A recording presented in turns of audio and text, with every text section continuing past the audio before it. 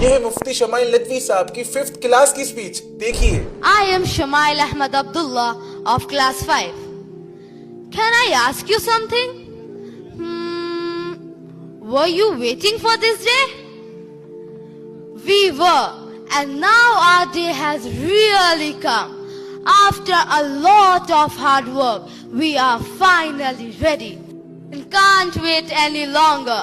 So dear mummies and papa and uncles and aunts, forget all your worries and forget how naughty we are and just sit back and enjoy.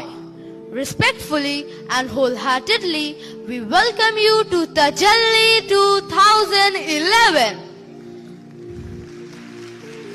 But obvious, we begin with the recitation of a few verses from the Holy Quran. So I would like to call upon my brother Muhammad Zahid Iqbal Alam, class 5, to do the Qiraat for us, followed by the translation of the same in Urdu and English by Afia Mushtaba Khanam and Huzaifa Khan.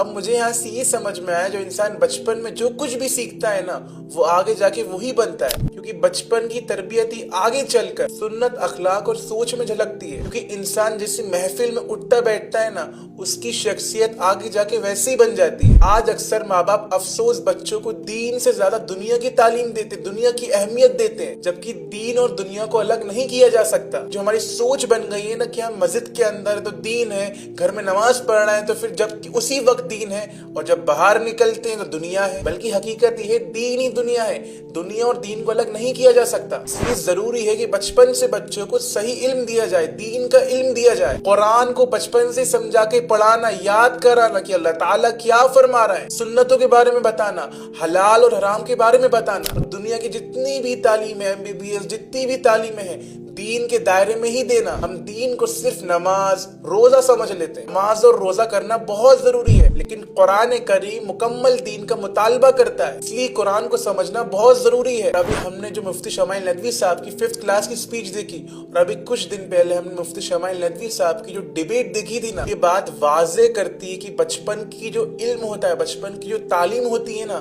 وہ انسان کو کیا بنا سکتی ہے۔ اور مفتی صاحب بچپن سے ہی صحیح علم، صحیح نالج نہیں لیتے نا، تو جو ایتھسٹ ہیں، جن کی آج نیند اڑ چکی ہے، مفتی صاحب ان کا سامنا نہیں کر پاتے۔ آج مفتی شمائل ندوی صاحب جیسے بریلینٹ لوگ ہمارے ساتھ موجود ہیں۔ ہمیں ہمارے بچوں کو انہی طرح کے لوگوں کی طرح بنانا بہت ضروری ہے۔ بس ضرورت اس بات کی ہے کہ ہم بچپن سے ہی انہیں صحیح دینی اور علم والی تعلیم دینا شروع کریں، بس یہ دماغ سے ہٹا کے کہ دین الگ ہے اور دنیا الگ ہے۔ بارک اللہ فیکم۔